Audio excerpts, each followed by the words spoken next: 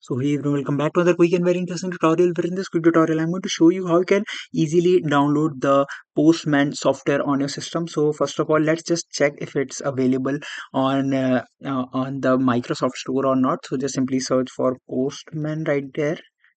And if you search it, you'll notice that there's no Postman application available on the Microsoft Store. That means you have to use the browser. So just simply open any of the browser you have in your system. Now here, search for Postman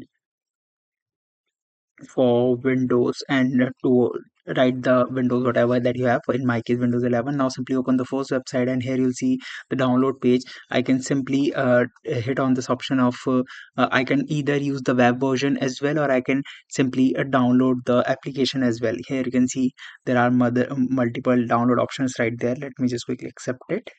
And here you'll see this Windows ARM 64. Just simply click over there, and here you'll see the download have been started for Postman. Now I can simply install it on my system. Alright, so that's it for this tutorial. I hope this video will be helpful for you. Make sure to hit the like button and subscribe button for more such helpful and interesting tutorials.